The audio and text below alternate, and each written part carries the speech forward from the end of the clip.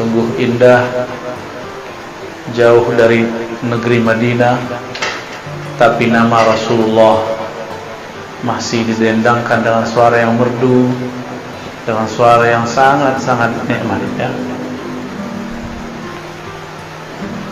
Rasulullah sebelum beliau wafat, beliau di hari beliau wafat itu paginya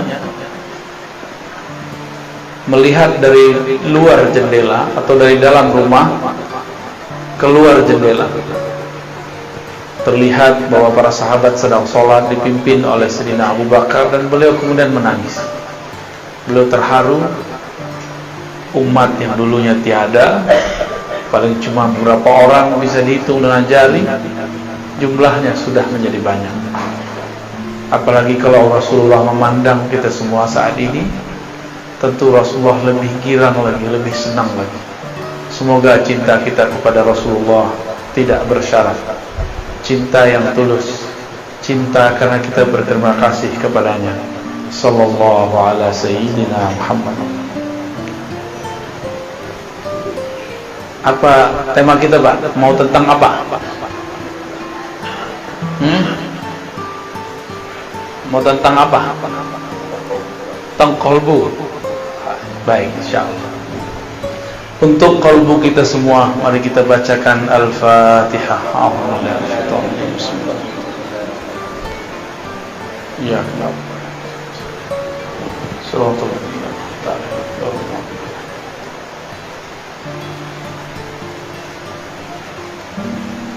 Ya, ya, ini ada whiteboardnya, ada spidolnya, ada.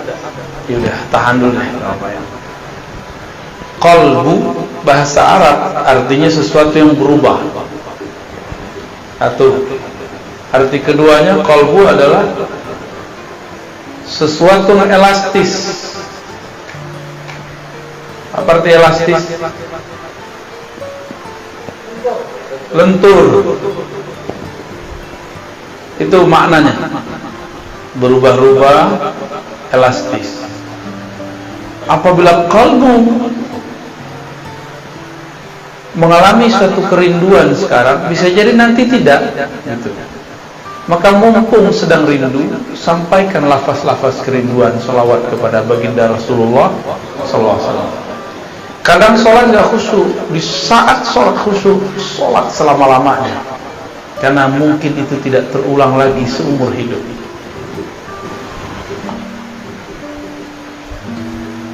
Tapi juga qalbu berarti sesuatu yang layyinah, yang halus, lembut, elastis. Apabila dia dibiarkan mengeras, dia menjadi tiada rasa, dia menjadi tidak peka, dia menjadi tidak bisa dirubah. Jadi ciri-ciri qalbu bermasalah, dia tidak bisa tersentuh oleh kalimat, tidak bisa merasakan getaran-getaran nama Allah. Itu namanya qalbu yang qasih, qaswah. Jadi qalbu kita ini kalau sudah keras, mirip kayak liver keras. Dia nggak bisa lagi menyaring, tidak bisa lagi menyaring cairan di tubuh kita. Apa yang terjadi? Penyakit batin akan masuk dan menjadi karakter. Maka hadirin hadirat yang dimuliakan Allah, qalbu ini sangat penting. Karena ia penting, Allah membahas tentang qalbu lebih dari 100 kali dalam Al-Quran. Lebih dari berapa? Kalau sholat cuma 55 kali atau 50-an Allah nyebut kata sholat, ditambah dengan sholawat mungkin tambah. Tapi kata qalbu bisa berlipat-lipat kali lebih banyak daripada sholat. Artinya apa? Kalau kita sholat tanpa qalbu, sholatnya tidak bermakna. Zakat, infak, sedekah kalau digabung 80-an. Aqimus sholawat wa zakah, dua beriring-iringan sekitar 26, 27 atau 28, ya. tergantung indeksnya, cara membaca indeksnya. Lebih sering qalbu, lebih sering qalbu. Qalbu masih 100-an. Ini baru cuma 28, 26. Apalagi haji umroh cuma 2 kali dalam Al-Quran disebutkan.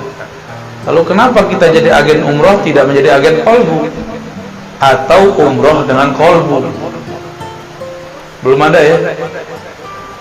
Bicara qalbu bukan bicara suci, sok suci. Justru bicara qalbu membicarakan bahwa kita ini bukan suci. Saya ngomong ini nggak suci. Jadi jangan dibayangkan kalau udah ngomong qalbu kita ini jadi orang yang sangat bersih, sangat suci. Enggak. Semakin bicara qalbu, semakin sadar bahwa di qalbu ini ada kotoran. Kalau sudah mulai muncul kesadaran, maka kita tidak sempat membicarakan qalbu orang lain. Dari semua ayat itu, ada yang paling dahsyat. Allah mengatakan tentang karakter yang gampang kita pahami dari sifat-sifat manusia. Pertama, karakter orang yang beriman. Orang beriman itu karakternya satu saja. Idza dzukirallah wajilat qulubuhum. Disebut nama Allah, qalbunya bergetar. Coba sebut nama Allah, Bapak Ibu. Allah gitu. Ada getaran enggak? Hah? Kayaknya enggak ya. Berarti nyebutnya enggak pakai wud. Idza dzukira. Dzukira bahasa Arab. Itu beda dengan zakara. Dzukira itu artinya disebut. Kalau zakara menyebut. Beda ya? Itu artinya talqin.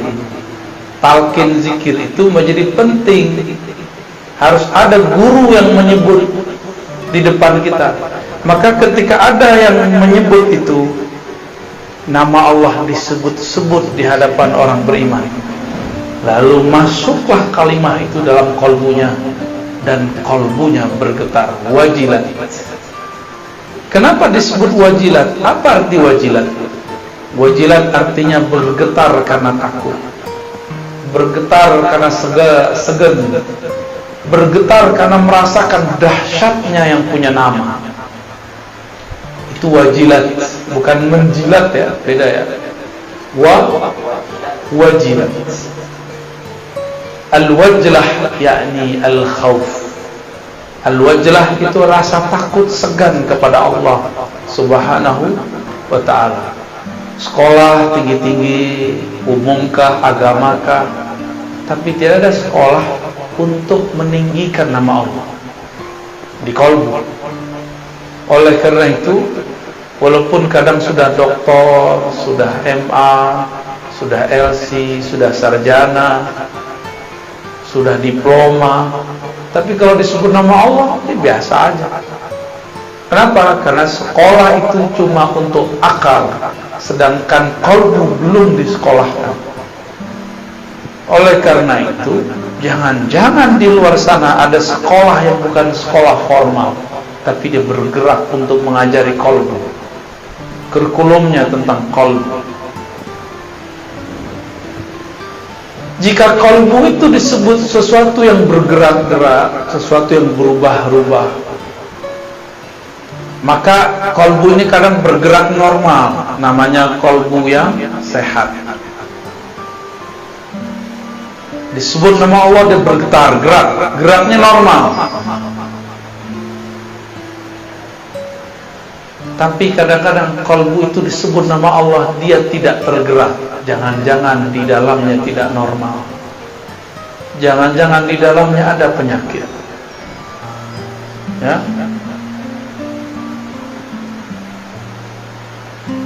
Dimatiin aja, Pak. Ya, dimatiin aja. Ya. Siap? Aman? Ya, fokus ya.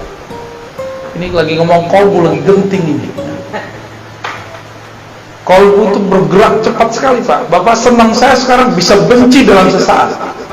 Bapak benci seseorang bisa senang dalam sesaat. Begitu cepat gerak di kolbu. Maka hati-hati bicara kolbu itu, ya. Kolbu kalau sehat disebut Allah dia bergetar. Tapi kalau tidak, dicurigai ada penyakit di dalamnya. Kalau ada penyakit, lalu bagaimana caranya? Kebetulan ini ada Bu Dokter nih ya. Kalau kita sakit, menurut Bapak ini, secara agama wajib berobat ya? Sakit fisik wajib. Kalau sakit kolbu wajib berobat nggak? Lebih wajib. Bener ya? Kalau sakit kolbu wajib nggak berobat? Bener nih. Udah diobatin belum kolbunya? Sholatnya khusyuk nggak? Kalau nggak berarti kolbunya ada masalah. Baca Qur'annya nikmat nggak? Jangan-jangan di lisan kolbunya ada masalah. Ada sariawan. Baca la ilaha illallah nikmat nggak? Atau cuma mengikuti tradisi? Dulu zikir la ilaha illallah, la ilaha illallah, la ilaha illallah. Itu sama kayak burung beo. Nggak ada nikmatnya. Di sini makanan khasnya apa, Pak? Yang paling enak? Tempoyak. Uduren yang sudah itu tuh. Yang sudah kematangan itu ya. Itu bahasa halusnya. Bahasa kasarnya yang sudah busuk. Tapi kalau diolah jadi enak ya. Oke. Bumbunya apa? Cabai, bawang, oke. Ada orang buat tempoyak tapi nggak pakai bumbu, gimana? Dia sebut ini tempoyak loh, tempoyak loh. Kiranya kawan belajar lewat YouTube, belajar lewat buku, begini cara buat tempoyak. Kita icip, rasanya nggak jelas. Dibilang tempoyak, bau, doyan busuk. Dibilang busuk, kok ada bawang-bawangnya, kok ada asam-asamnya.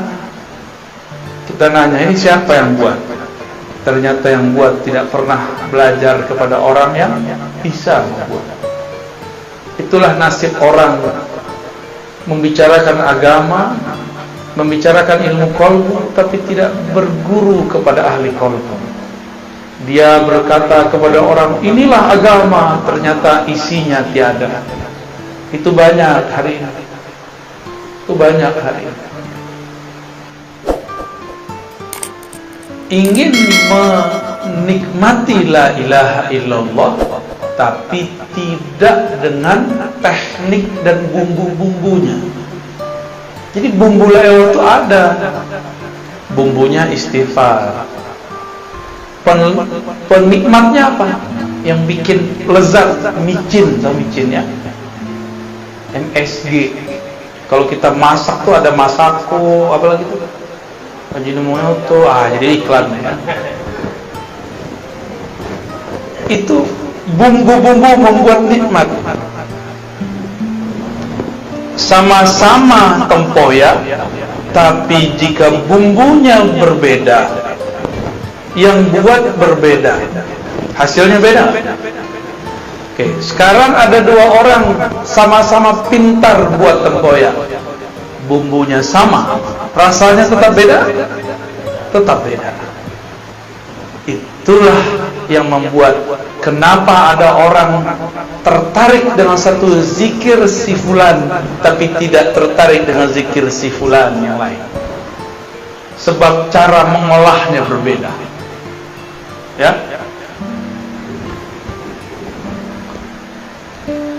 Kolbu ini ia secara gerak digerakkan antara jari-jari Allah. Kita tidak tahu makna jari, kita serahkan maknanya kepada Allah. Tapi kalau disebut jari, ini jari Bapak Ibu. gampang dipegang nggak? Bisa dilempar nggak? Bisa. Bisa dibuang. Apabila kolbu ada di antara genggaman-genggaman Allah, maka kolbu ini hanya bisa dikuasai oleh Allah. Jadi kita sendiri tidak bisa menguasai kolbu. Bapak ini bilang, ibu ini bilang, saya hanya senang ini, saya benci si fulan. Ternyata ketemu dia kita tersentuh. Bisa nggak begitu? Sering. Dulu saya nggak suka durian. Tahu-tahu dipaksa sama orang siapa dulu, orang tua apa kakak saya dulu, dimasukin ke mulut. Dicicip, oh enak. Bentuknya nggak enak, tapi pas dicoba enak. Kadang-kadang begitu, Pak. Tempoyaknya sudah enak, beda koki nggak masalah, dibuat oleh ahlinya. Tapi lidah kawan sedang sariawan, bisa nggak menikmati? Kalau dia mengatakan, kok nggak enak? Masalahnya di mana? Lidah. Yang harus diobati, yang dimasalahkan lidah atau tempoyak. Tapi banyak orang menyalahkan tempoyak, dan yang masak tempoyak. Si Buya itu, Kiai itu, Ustadz tuh tidak bagus tekniknya, padahal kolbunya yang lagi masalah. Ya, sering nggak begitu? Sering. Kita kalau belajar zikir, kalau kolbu sudah sehat, dia tinggal makan. Namun kolbu ini ada selera. Nih, airnya bersih, tapi gelasnya kotor. Kita tuang air ke dalam gelas, mau minum nggak? Nah, ini masa teknik nih, teknik mengenali kolbu. Zikirnya sudah bagus, ulamanya, syekhnya sudah berijazah, orangnya sehat, cuma kotor. Bisa nggak orang sehat kotor? Bisa. Orang sehat kotor bisa. Habis kena air hujan kan bisa aja kan? Mungkin dia habis terkenang masa kecil belum bahagia, terus main-main itu, becean itu ya, mungkin nggak? Atau dia keluar dari kebun, mungkin dia sehat tapi badannya kotor, bisa menikmati? Ada makanan tapi dibawa ke WC, bisa makan? Tuh, kira-kira begitu ilustrasinya. Jijik nggak? Maka kalau kita belajar zikir, kolbunya dicuci dulu, dibersihkan dulu. Jangan kayak orang mau makan di dalam WC, pasti nggak mau makan dia. Dia sehat.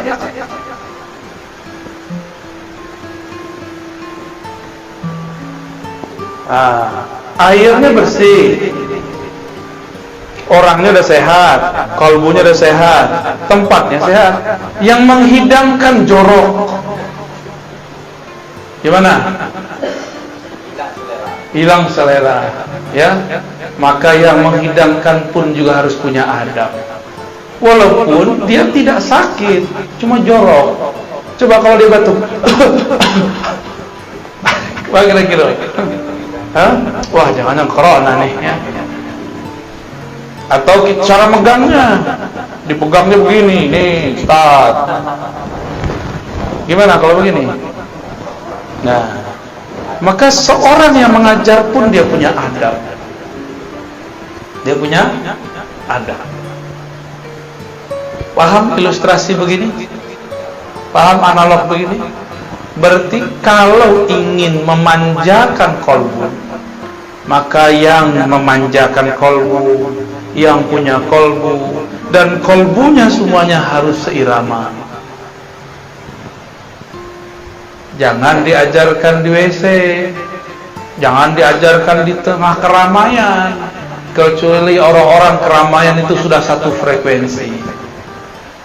Jadi kalau kita jadi guru, jangan seneng dulu orang minta talqin, santai dulu, itu ujian, ya. Jangan senang dulu orang minta ilmu ini, minta itu. Tidak semua permintaan harus diberi. Tidak semua ilmu harus diceritakan. Tidak semua rahasia dapat dibuka. Banyak rahasia-rahasia yang harus disimpan. Namanya rahasia, kalau dibuka masih rahasia nggak? Kalau kita bagi-bagi permata di tepi jalan, dikira apa? Kaca. Betul ya? Dihargai nggak? Habis diambil mungkin dilempar. Sama, kalau orang obral talqin zikir, lama-lama dilempar, ditinggal. Itu kejadiannya zaman Nuh. Zaman kalau orang tidak memberikan penghargaan ke dalam kolbunya, itu yang terjadi. Maksud saya sederhana Bapak Ibu, kolbu ini spesial. Allah kalau ngajak ngobrol makhluknya, itu yang diajak ngobrol kolbunya. Allah apabila ingin menilai seseorang, yang dipandang kolbunya. Saya pakai baju begini nih, kan paling keren nih malam ini ya. Amin. Itu apakah kolbu saya paling keren? Belum tentu. Yang Allah pandang kolbu. Jika terbersit sedikit saja saya merasa lebih alim, Allah benci kepada saya. Karena Allah mengatakan, yang alim cuma aku, wahai Ar-Razi. Kenapa engkau pakai sifatku? Itu sifatku. Sifatmu adalah lahir sebagai orang bodoh. Akulah yang memberikan ilmu kepadamu.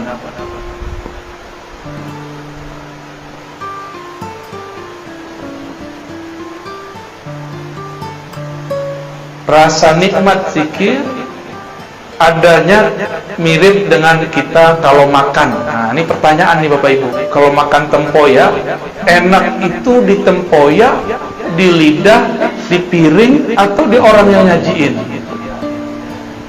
Di lidah. Oke, coba makan di WC. Jadi gak enak kan? Hidung naruh. Tempoyaknya enak, tempatnya bersih, orang datang, makan semua. Mau nggak? Langsung berdiri kita, nggak jadi makan. Ya.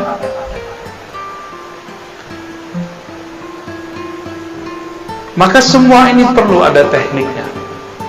Kolbu di dalam Al-Quran ada kolbu mukmin, ada kolbu yang kedua, kolbu munafik.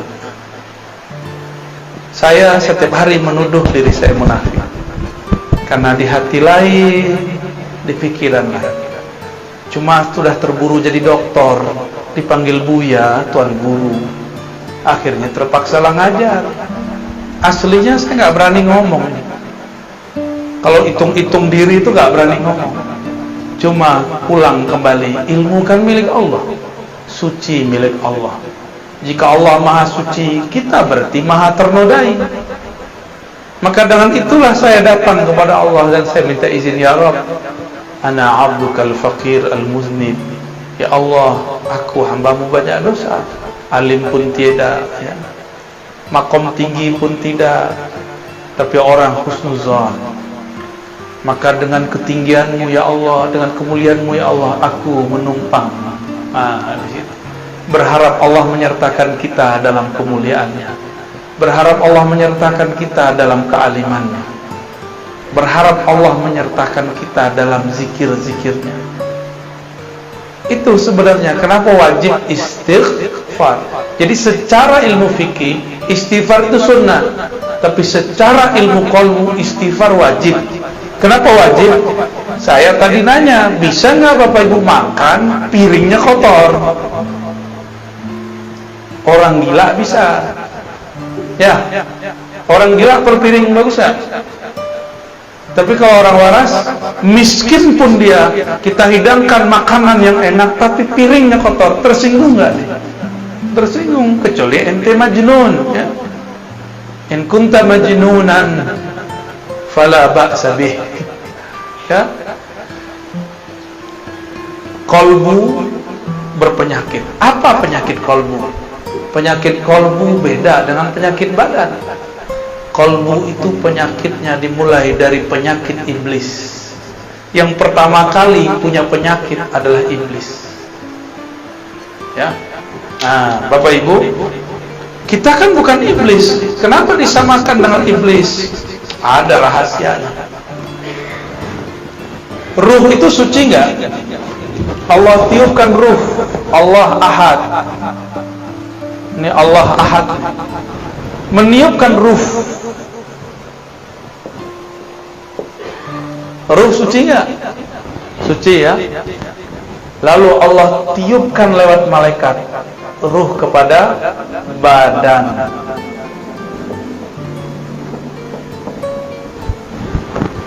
Tapi sebelum masuk ke badan, ini ada jarak di sini.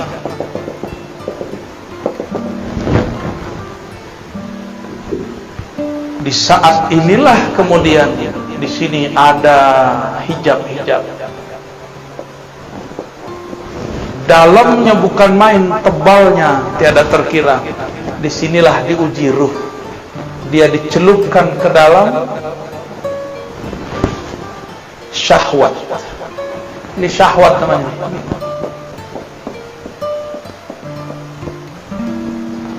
Ternyata syahwat itu berkaitan dengan badan. Semua yang ada di sini berkaitan dengan badan. Apabila ruh ditiup ke dalam badan, bernamalah dia jiwa. Gitu, ya.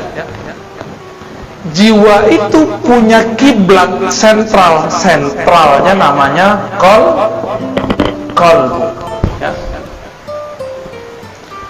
Asalnya ruh ini suci, tapi dicelupkan ke dalam syahwat.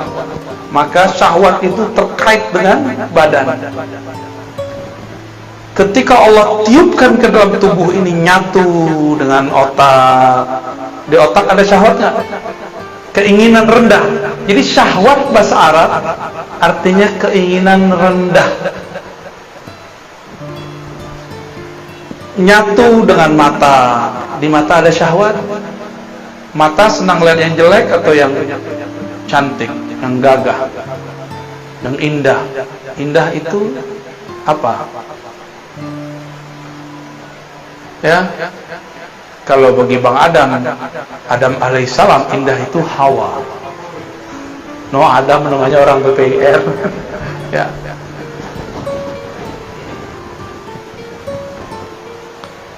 Mata itu diberikan syahwat. Dia senang melihat yang bening-bening, yang indah-indah, yang hijau-hijau. Walaupun di rumah sudah ada yang bening, yang cantik, capek kerja, nyari puncak, nyari kebun, nyari hiburan. Berarti kurang cukup memandang yang cantik, kita perlu yang indah. Orang yang sudah tinggal di kampung, kampungnya indah, dia semua di kampung itu orangnya rancak-rancak, cuma kurang seksi.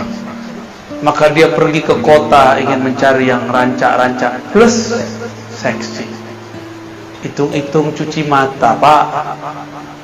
Ya, benar begitu. Jujur aja nggak apa-apa kok. Hah? Enggak iya. Gitu. Ketika ditiupkan ke dalam badan, maka dia dicelupkan ke dalam syahwat.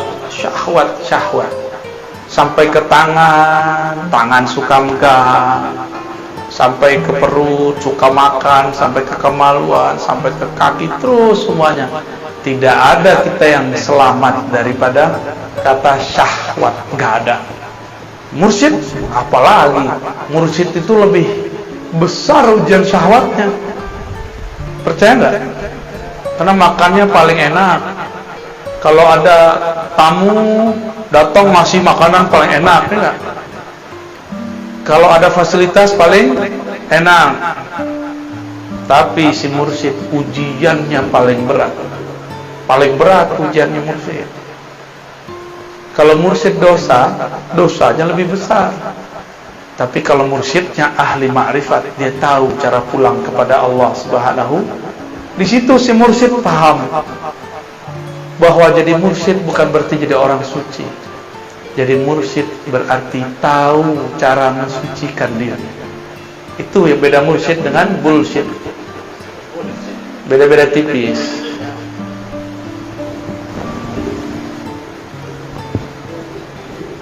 Ketika tubuh membalut ruh, maka tubuh punya energi nafsiyah atau jiwa yang membuat dia masih terhubung dengan ruh ini, itu qalbunya. Karena ini adalah hembusan Allah. Allah memandang dari ruh ini kemana? Dipandangnya kepada qalbu. Jadi dekat nggak antara ruh dengan qalbu? Dekat sekali. Karena qalbu itu ada karena ruh. Jika Allah menurunkan ilmu lewat ini, itu namanya laduni. Tapi kalau Bapak Ibu belajar, si badan ini diajak belajar nih, belajar sama seseorang, cari guru. Kalau dapat ilmu namanya futuh. Apa namanya? Apa arti futuh? Terbuka, supaya mengenal Allah. Tapi kalau ruh, gurunya langsung Allah Ahad, disebut laduni. Itulah ilmunya Nabi. Maka saya sering nanya, Jibril itu gurunya Nabi Muhammad atau muridnya Nabi Muhammad? Banyak orang salah di situ, keliru. Dikira Jibril itu adalah gurunya Nabi Muhammad. Padahal Jibril itu dapat energi dan dipasangkan kepadanya jubah-jubah pemimpin malaikat setelah dia berselawat ke Nabi Muhammad. Nabi Muhammadnya belum lahir, sebagai bin Abdullah. Tapi Muhammadnya sudah ada belum? Ruh pertama yang Allah tiupkan namanya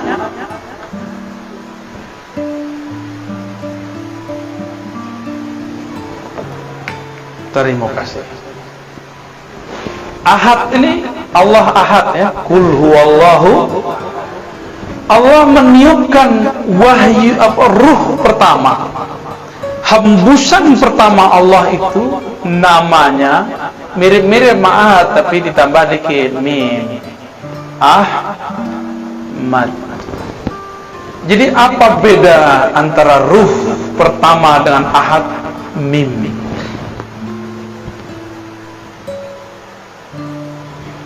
Saat Allah menghembuskan, hembusannya itu berbunyi Ahmad, bernama Ahmad. Pangkatnya disebut Ruhullah. Apa arti Ruhullah? Hembusan Allah. Coba menghembus Pak, gitu. Hembusan kita enggak? Atau beda? Coba ambil misalnya plastik, kita pindah ke dalam nggak? Paham? Ini yang tidak dipahami oleh kelompok kebatinan yang kegeeran jadi Tuhan, jadi Allah. Paham? Ini ilmu awalnya benar. Di dalam diri kita ada hembusan Allah, betul. Tapi hembusan bukan Allah. Ahmad laisa bi ahad. Ahmad itu ya Ahmad, hembusan ya hembusan. Cuma kawan sudah GR jadi Allah. Zat aku, zat Allah. Sifat aku, sifat Allah. Namaku, nama Allah. Fi'ilku, fi'il Allah. Tapi kalau lapar makan nasi juga.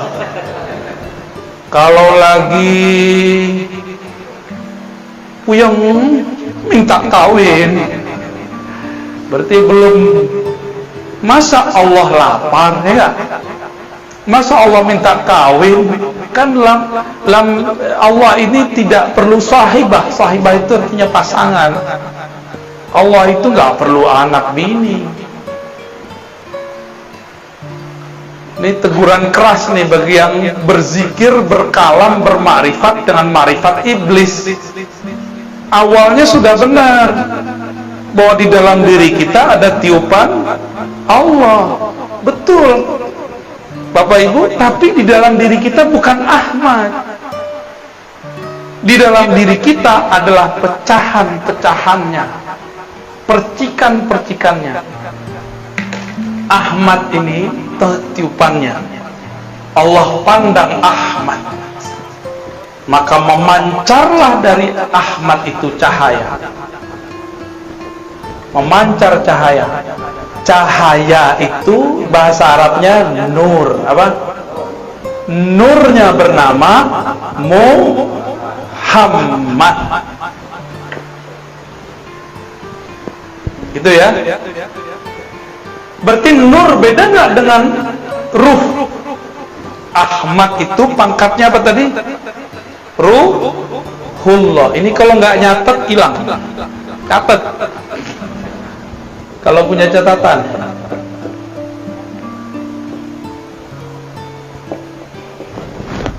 Kalau nggak ntar pulang catat ya. Masih saya ingat nggak? Waduh, buka YouTube. Antum cerdas juga ya. Aneh gaptek juga lupa kalau ada YouTube. Ahmad ini apa pangkatnya?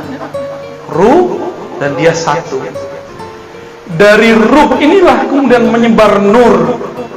Nur ini kemudian kita sebut Nur Muhammad. Dari ruh itulah kemudian terpercik hembusan-hembusan kecil. Itulah jadinya kita. Maka kita ini bersumber dari Ahmad. Maka Ahmad ini ada sebutannya biar faham. Kalau kita keluar dari perut seseorang, yang mengeluarkan namanya apa? Ibu. Ibu bebatu. Ibu. Benar. Itu istilah aja ya. Ahmad ini disebut dengan ummur ruh atau ummul arwah. Ibunya ruh. Bukan berarti dia melahirkan, bukan. Ini istilah aja. Bahwa ruh bersumber dari bukan dari ahad. Jangan GR ya. Jangan GR dulu, kawan dah GR tuh dalam diriku ada ahad. Cemen. Gak ngerti makrifat namanya. Sok terlalu nafsu mau jadi fana dan baqa dalam Allah Subhanahu wa ta'ala. Belum, masih jauh perjalanannya. Ini perjalanan yang disebut innalillahi wa inna ilaihi. Jadi berpulang kepada Allah harus paham ini. Inilah yang ada di qalbu Nabi Muhammad sallallahu alaihi wasallam. Maka Sayyidina Isa punya ayah enggak? Secara fisik gak punya ayah. Tapi kalau ruh sudah terpercik ke dalam perut Sayyidatuna Maryam, dia pasti jadi walaupun gak ada ayahnya. Itu metodologisnya kenapa ada anak tanpa ayah. Ya. Nabi Adam ada ayah nggak? Ada ibu nggak? Tapi Adam yang ini ada ayahnya, ada ibunya nih. Orang Betawi, Tagadai di Pekanbaru, di Pegadaian. Deket-deket aneh, dibully terus. Ya.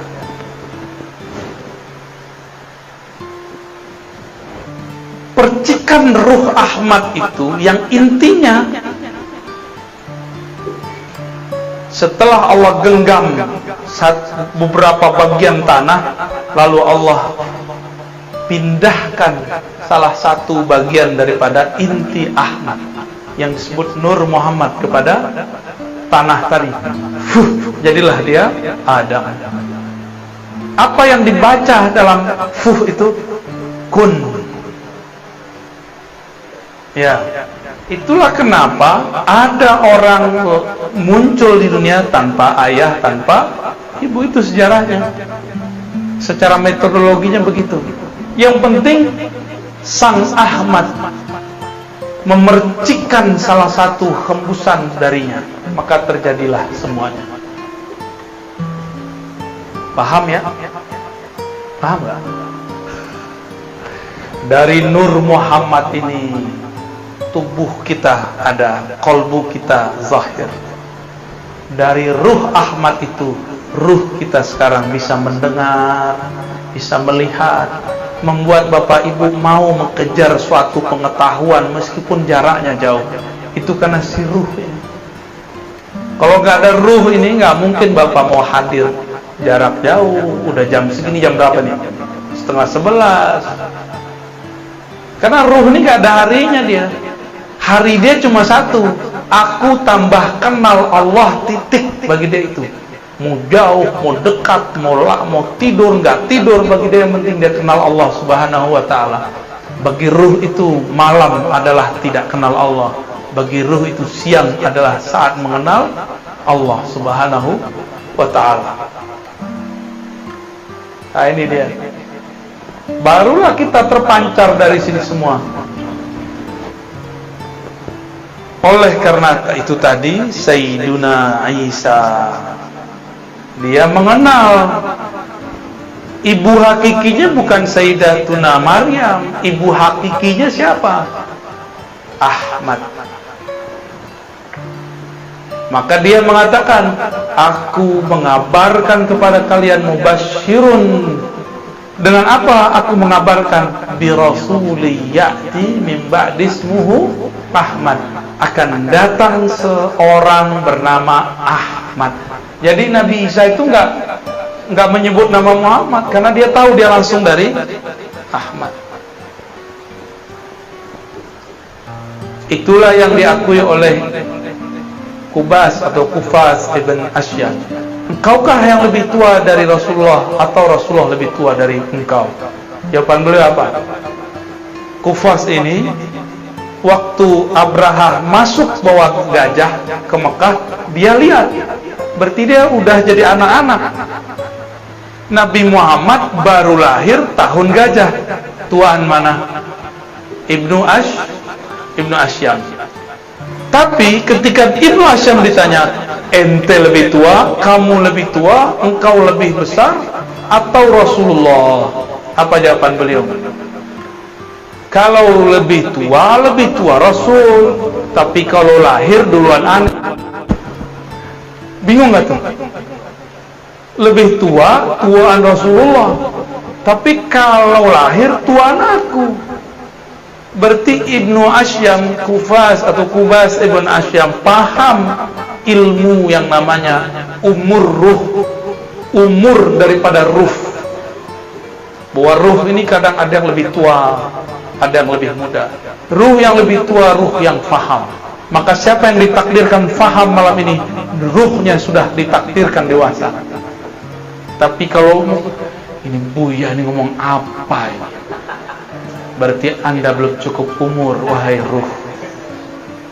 Selamat belajar lagi. Nah, dari sinilah kemudian muncul alam semesta, ya. Alam. Kita di alam ini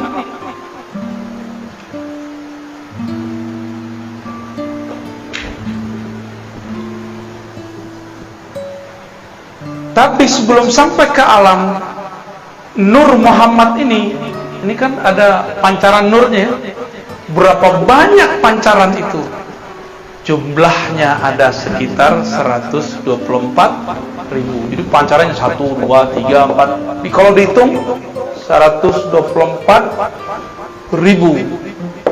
Ini di alam nur loh ya. Ini di alam nur. Ketika nur itu ditiupkan bersama ruh. Jadi nur itu adalah wadahnya ruh. Ruh itu dibawa. Nah, kalau kita tiup udara kita ruh. Balonnya itu nur. Paham? Ya. Kalau balonnya warna merah, kelihatan hebusannya warna merah. Kalau dia warna hitam, dikira orang warna hitam. Kayak gitu aja modelnya. Apabila 124.000 ini dia muncul di dunia, dia menjadi nabi atau wali. Oleh karenanya jumlah nabi berapa? 25 itu yang ditulis di Quran, yang wajib diketahui. Berapa jumlahnya? Itulah sejarah. Jadi apa yang terjadi di dunia sekarang bukanlah kejadian yang terjadi semata-mata kebetulan. Dia semuanya mengulang yang terjadi di sana. Kalau ruh kita dulu itu, jadi ketika ini ruh terpancar, maka dia berkeliling. Jadi tadi nur ini berkeliling ini. Mirip dengan tawafnya manusia tawaf di Ka'bah. Ini Ka'bah nih, ya. Anggap aja ini benar ya. Kita tawaf ke kiri apa ke kanan? Berapa kali? Berapa kali? 7 kali. Ka'bahnya fisik itu dia di Mekah. Ka'bahnya jiwa adalah qalbu. Ka'bahnya qalbu adalah fuad. Ka'bahnya fuad bernama lub. Ka'bahnya lub bernama sir. Ka'bahnya sir, disitulah ilmu mengenai ruh Ahmad. Silakan pusing. Jadi dulu nih muter nih. Ada yang dia jauh, tiba-tiba dia mendekat. Maka lahir di dunia. Dia lahir sebagai orang kafir, terus mu'alaf. Ada yang lahir sebagai muslim, tiba-tiba keluar dari barisan, berarti dia besok lahirnya murtad. Gitu. Terus sejarah orang murtad secara ilmu hakikat ya. Orang-orang yang di sini yang dekat, yang bisa menyentuh Ka'bah rohani yang bernama Ahmad. Ini Ahmad namanya. Ya. Jika nur kita, ruh kita dulu sempat memeluk, mencium Ka'bah bernama Ahmad, maka lahir 2 aja. Jadi habaib atau jadi ulama. Udah aja. Ustaz, saya bukan habib, bukan ulama. Terus gimana? Emang antum bisa protes? Kok nggak lahir sebagai habib? Bisa nggak? Kan nggak bisa. Kenapa saya bisa ngerti baca kitab, antum nggak bisa ngerti? Ya itulah takdir, bro. Itulah takdir, Muna. Nggak juga begitu ya. Itu ngulang-ngulang aja. Yang sudah haji umroh, kalau kita tambah dekat ke Ka'bah, muternya tambah cepat atau tambah lama? Jadi orang yang muter di sini, dia baru separuh, kita udah selesai 7. Ya, kalau kita di situ, semakin mendekat kepada sumbernya, semakin cepat, semakin asik. Lelah pun tiada terasa. Jadi ini perputarannya panjang nih, lama. Hitungannya puluhan ribu, mungkin puluhan juta tahun kalau dihitung di dunia. Jadilah kita sekarang. Jadi kalau ada orang sekarang dia menyesalkan dirinya, bunuh diri, itu orang gak paham itu. Kalau dia muncul di sini, itu anugerah besar. Ya. Pasang alarm, tadi katanya jam 11, tahu-tahu dirubah, nasih mansuh, padahal jarang pegang. Saya handphone itu yang penting bagi saya alarm. Kalau bapak ibu itu apa? Komunikasi. Waduh, canggih ya. Ada nggak handphone to Allah? Boleh dihapus, Pak? Ya, silakan dihapus. Berkah untuk bagus ya. Aneh minum dulu ya, paling enak. Nah, ini kan nikmat begini nih. Antum nggak minum, aneh minum. Hah? Yang minum ruh apa jiwa? Mulut. Nggak enaknya diliatin. Kalau kita ada kumisnya tuh ya. Bismillahirrahmanirrahim. Mantap.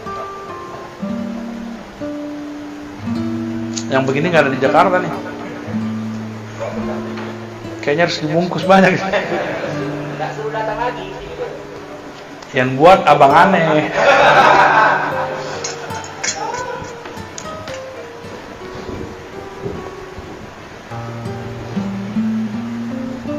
Di kita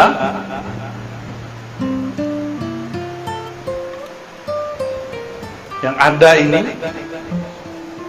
kalau ada nur Muhammad yang asli di dalam, bukan bayangan nur, bukan pantulan nur, pasti mencari ilmu tentang ini.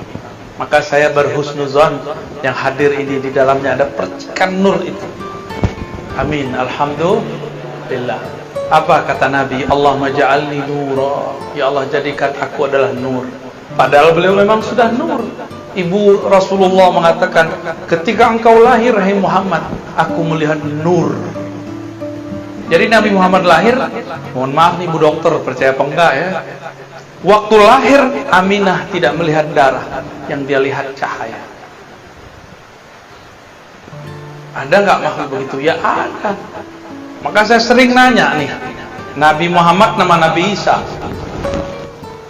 Nabi Muhammad dan Nabi Isa,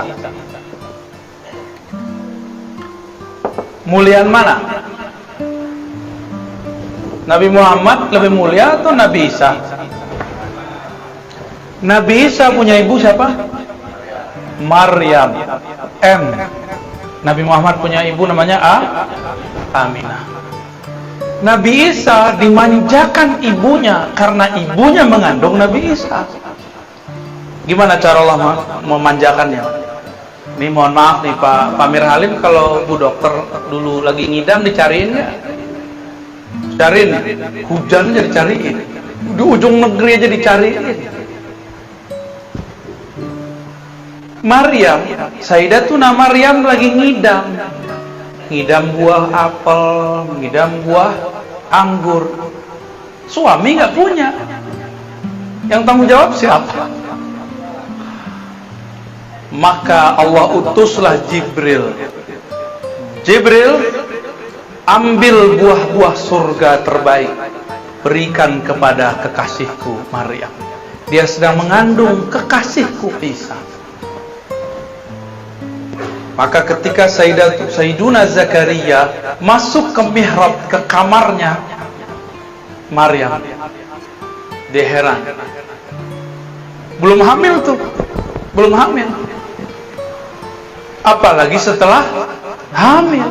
Belum hamil, dia mau apa dikasih, disiapin biar rahimnya bersih, biar rahimnya tercipta, terbuat, tersusun dari nutrisi-nutrisi surga. Ditanya sama Nabi Zakaria, anna laki hadza, wahai anakku, kira-kira begitu, anak ponakan maksudnya ya, dari mana engkau memperoleh buah-buah ini? Apa jawabannya? Dari sisi Allah Subhanahu wa ta'ala, maksudnya dari sorga. Jika Sayyidatuna Maryam dimanjakan Allah, disiapkan untuk mengemban, untuk menyimpan di perutnya Nabi Isa, apalagi setelah hamil. Kira-kira Allah mungkin nggak memperlakukan lebih sempurna kepada Aminah? Mungkin itu wajib. Kalau versi saya wajib. Muliaan Nabi Isa atau Nabi Muhammad? Beneran?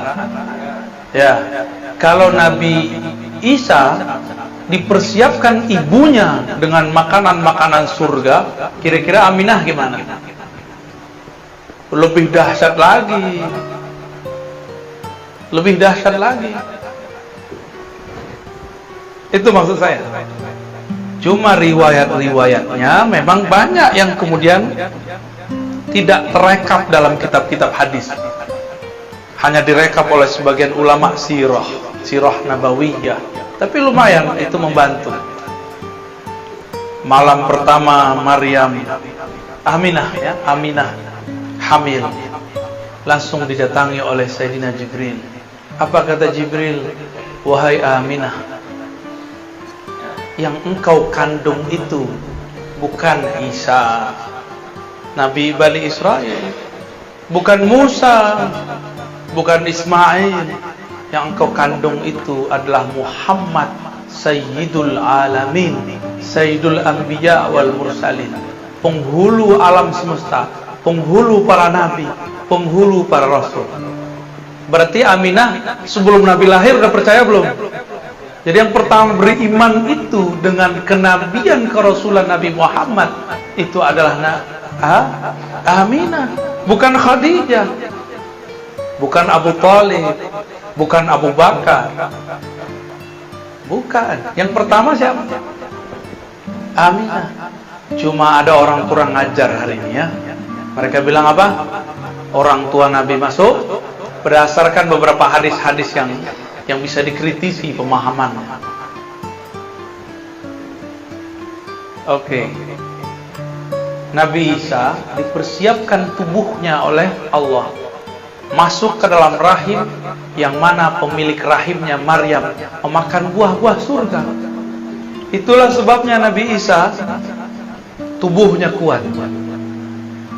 Hanya Nabi Isa yang diizinkan Allah nanti bunuh Dajjal. Kenapa dia doang yang kuat? Tapi di atas dia ada Mahdi.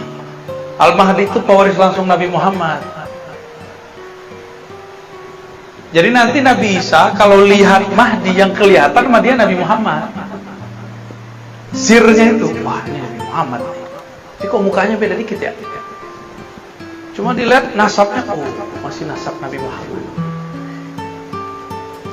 Terlihat sama dia itu Nur Ahmad, Nur Muhammad Sallallahu Alaihi Wasallam.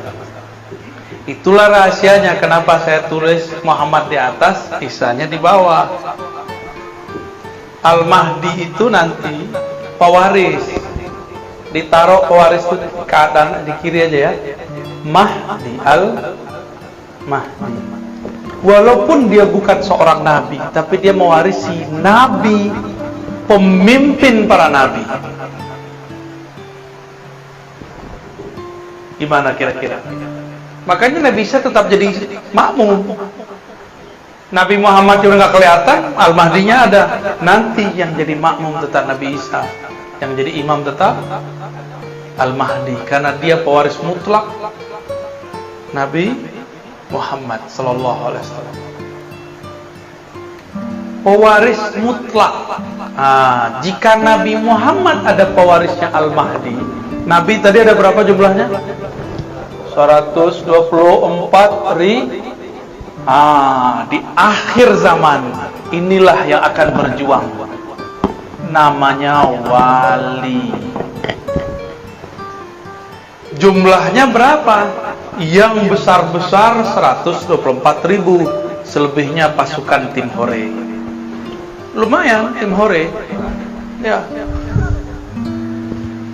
Jangan dibayangkan 104 ribu itu doktor. Belum tentu. Ada yang doktor, ada yang enggak.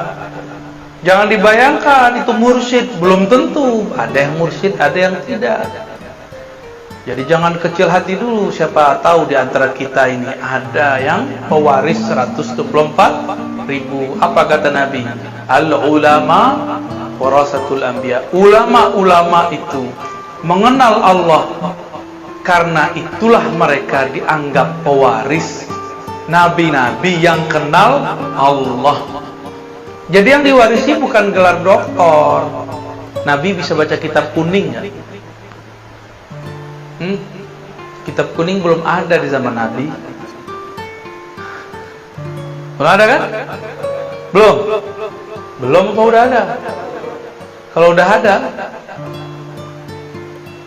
berarti bukan Nabi Muhammad tuh. Jadi siapa yang bisa baca kitab kuning di sini? Jangan GR dulu. Antum belum tentu pewaris Nabi Muhammad. Nabi Muhammad itu ummi.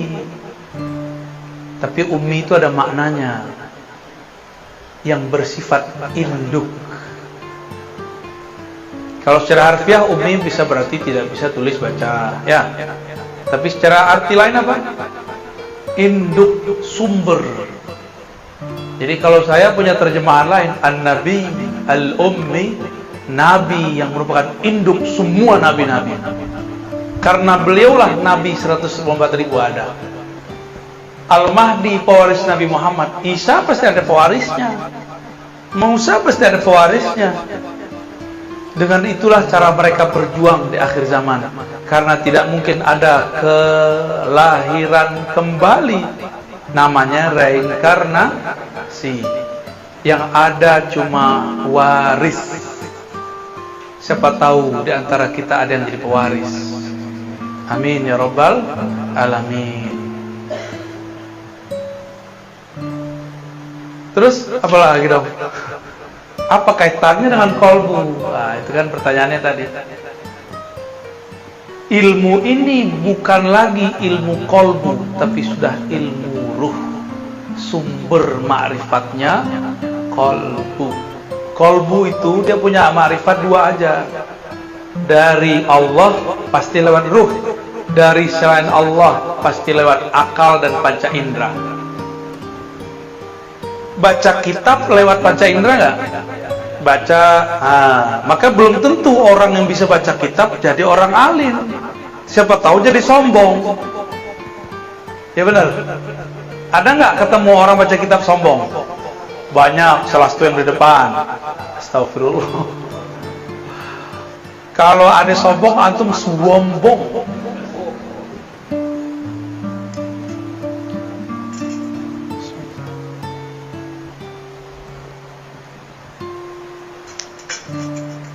Ada yang iri nggak? Kalau iri berarti kalbunya berpenyakit. Cuma ada yang nafsu jadi wali. Jadi wali itu adalah poros poin yang Allah tatap di bumi. Jika dulu Nabi adalah qulubul alamin, jantungnya, kolbunya alam, meninggal para nabi. Nabi-nabi sudah wafat belum? Wafat. Benar, fisiknya. Terus ilmunya dipindahin ke siapa? Dipindahin ke wali. Selama masih ada wali di muka bumi, Allah masih menatap. Ditatap bumi ini dengan baik. Jika yang punya kolbu kewali ini mati, barulah Allah kiamatkan semua yang di muka bumi. Jadi apa yang harus diisi dalam kolbu? Tidak cukup dengan zikir, tapi harus mengenal siapa yang dizikirkan. Maka orang yang kenal siapa yang dia zikirkan, sekali dia sebut namanya, itu sama dengan 70.000 kali orang tidak mengenal namanya berzikir. Makanya wali-wali itu santai, udah nggak banyak suluk dia. Tapi kan kita belum sepaham, belum setingkat mereka. Ya udah kita suluk aja dulu, ya, riyadhah aja dulu, zikir aja dulu. Siapa tahu nanti diangkat Allah. Tapi teman-teman sahabat dimakan Allah, kalau cuma mengandalkan zikir, saya udah berkali-kali katakan, iblis dulu pangkatnya Azazil telah berzikir 80.000 tahun di surga. Jadi wali enggak? Enggak. Kasyaf enggak. Dia bisa melihat surga, tapi dia tidak bisa menatap aras. Nabi Adam baru dicipta, masih bau ingus, anak ingusan, baru kemarin sore masuk surga. Tapi di dalam qalbu Nabi Adam ada nur Muhammad. Maka nur itu, kalau ada nur bisa lihat sesuatu enggak? Nah, inilah yang disebut nur. Orang kalau ada nur di kalbunya, dia bisa menatap ada objek kebenaran dimanapun ada. Iblis 80.000 tahun berzikir, tapi zikirnya zikir zulmaniyah. Dia zikir kalbunya belum dibersihkan. Dia zikir sombongnya dibiarkan. Dia zikir merasa sok sucinya terus dirawat. Apa yang terjadi? Tambah zikir, tambah sombong. Tambah ilmu, tambah songong. Kalau sudah sombong, lalu ada orang selain dia diberikan posisi yang tinggi, iri nggak? Maka kalau orang kerja di kantor, dia lihat temannya naik pangkat, dia nggak naik. Temannya dapat jabatan, dia tidak. Dia ngomong apa? Saya kan lebih banyak kerja di kantor ini, kenapa bukan saya? Dia akan ngomong, pinteran aku kali, kenapa dia yang naik? Begitulah terus. Berarti di dalamnya bukan Nur Muhammad, tapi nar Azazil. Dua aja manusia itu, kolbunya Nur Muhammad atau kolbunya nar Azazil. Azazil siapa tadi? Nama kecil dari iblis.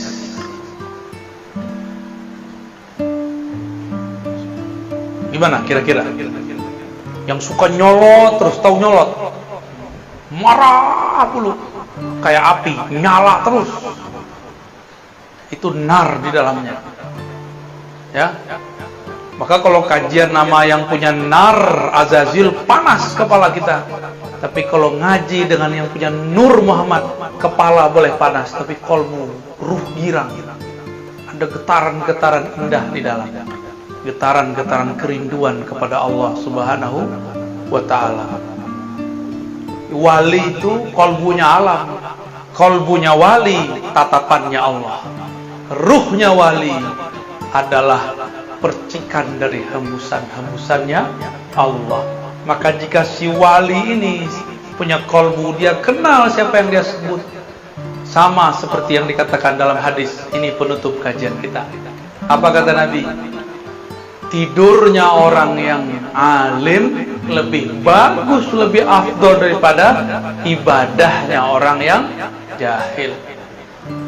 Ada orang alim, arif, main-main aja, tapi dia kenal siapa yang mencipta alam.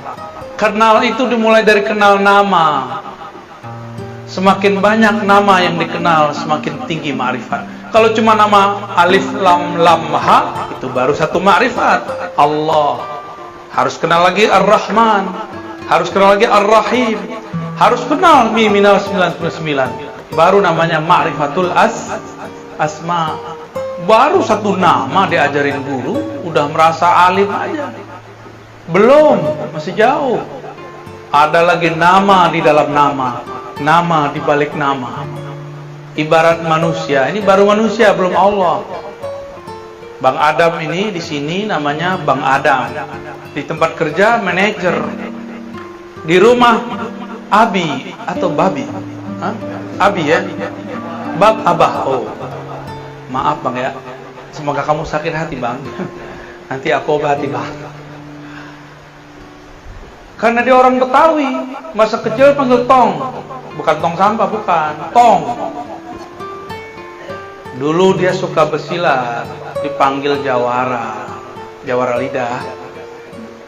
Pinter ngomong, ngelidah. Di organisasi pangkatnya tinggi, dipanggil ketua. Tuh, banyak nama nggak? Kalau saya kenal semua sudut itu, berarti saya kenal dengan orang namanya Adam. Kalau baru tahu namanya Adam, berarti pengenalannya baru satu arah. Paham analognya? Jadi Bapak Ibu, ilmu yang kita dapat sekarang baru sedikit dari yang sedikit. Wa ma utitum minal ilmi illa qalila. Wa ma utitum, tidaklah kamu diberikan ilmu itu kecuali sedikit. Dengan sedikit itulah kita datang kepada Allah. Kalau Allah terima, dia jadi banyak. Ya. Maka Bapak Ibu yang makan Allah, saya yang jahil ini, saya yang banyak dosa ini, meminta kepada Allah supaya Allah ampuni dosa saya dan kita semua. Saya yang jahil ini, yang tidak punya ilmu ini, meminta kepada Allah, semoga semua yang hadir Allah jadikan arif billah, kenal kepada Allah. Nggak kenal sekarang, semoga kenal sesaat sebelum wafat. Tidak kenal sesaat sebelum wafat, semoga diri syafaat di saat ditanya oleh Munkar dan Nakir. Nggak juga dapat syafaat ma'rifat di sana, semoga Allah berikan syafaat saat dibangkitkan. Nggak juga semoga dapat syafaat ketika dihisab, ketika ditimbang. Nggak juga semoga Allah kasih syafaat ketika jalan melintasi Sirat al-Mustaqim. mustaqim. As-sirat. Allahumma amin ya rabbal alamin. Al-Fatihah.